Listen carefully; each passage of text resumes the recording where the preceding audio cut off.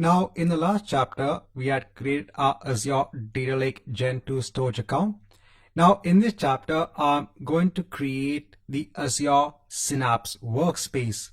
So as part of that enterprise modern data warehousing architecture, you can use Azure Synapse to not only build your data warehouse with the help of something known as a dedicated SQL pool.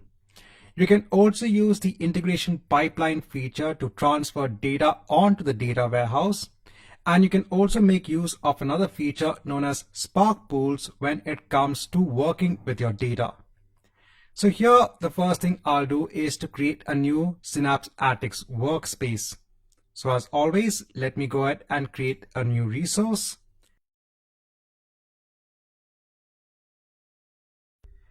Here, I'm going to choose for Azure Synapse Analytics. I'll hit on Create. Now here, I will choose my resource group. I don't need to add anything in the Manage Resource group. Here, I need to give a unique workspace name. Then I'll choose the location as Central US. Now here, this workspace needs to have its own Data Lake Storage Gen 2 account in place. This is just for storing the various artifacts of the workspace itself. Now we do have a Data Lake storage account already in place, so we can go ahead and use the same storage account. If you want, you can also create a new storage account. So I'll choose the same one. Now here we can create a different container to actually store the artifacts of the workspace. So here I'll just hit on Create New and I'll just give a name of Workspace and I'll hit on OK so that it uses this workspace folder or container for storing the artifacts of the workspace.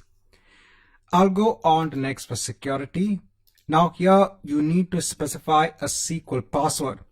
This is used when you want to log into the data warehouse that is going to be part of your Synapse workspace. So this is similar to the concept of also creating an Azure SQL database, wherein your Azure SQL database is hosted on an Azure SQL database server. And there you would mention what is the SQL Server admin login and password. Because over here, these login credentials can be used to log into your SQL data warehouse. So here I'll leave the admin login as it is. And here let me mention a password. Again, please keep a note of this password. I'll leave everything else as it is. I'll go on to next for networking. Leave everything as it is. Go on tags. Go on to review and create. And let me create my workspace. So this will take around 4 to 5 minutes. Let's come back once we have the workspace in place. Now, once we have the Analytics workspace in place, here it is giving us a link to go on to the resource group and not on to the resource. So what we can do is we can go on to all resources.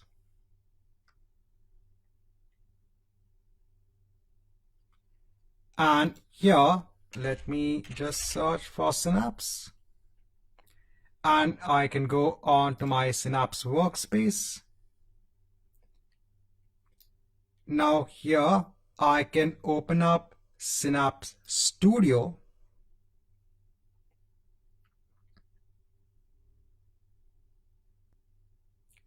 So this is a separate web interface that allows you to work with the Synapse workspace. And there is a lot that you can do over here.